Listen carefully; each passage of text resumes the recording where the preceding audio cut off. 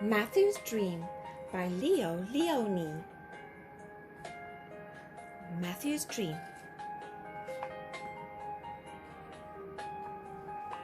A couple of mice lived in a dusty attic with their only child. His name was Matthew. In one corner of the attic, draped with cobwebs, were piles of newspapers, books and magazines, and old broken lamp, and the sad remains of a doll. That was Matthew's corner. The mice were very poor, but they had high hopes for Matthew. He would grow up to be a doctor, perhaps. Then they would have Parmesan cheese for breakfast, lunch, and dinner. But when they asked Matthew what he wanted to be, he said, "I don't know. I want to see the world." One day, Matthew and his classmates were taken to the museum. It was the first time. They were amazed at what they saw. There was a huge portrait of King Mouse IV, dressed like a general, and next to it was a picture of cheese that made Matthew drool.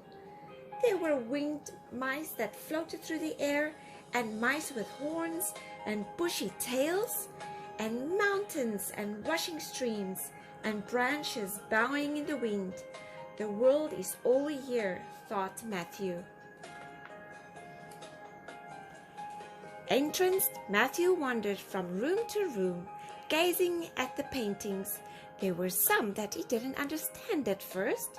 One looked like crusts of pastry, but when he looked more carefully, a mouse emerged. Then, turning a corner, Matthew found himself face to face with another little mouse. She smiled at him. "I am Nicoletta," she said. "Aren't these paintings wonderful?" That night, Matthew had a strange dream. He dreamt that he and Nicoletta were walking hand in hand and in immense, fantastic painting. As they walked, playful patches of color shifted under their feet, and all around them, suns and moons moved gently to the sound of distant music. Matthew had never been so happy. He embraced Nicoletta. "Let's stay here forever," he whispered. Matthew woke with a start. He was alone. Nicoletta had faded with his dream.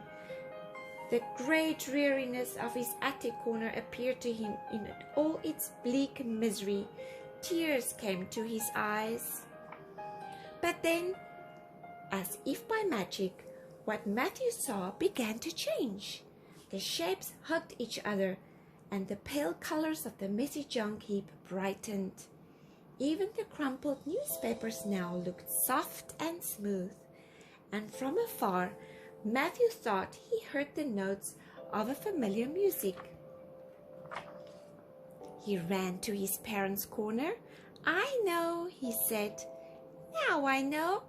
I want to be a painter." Matthew became a painter. He worked hard and painted large canvases filled with the shapes and colors of joy.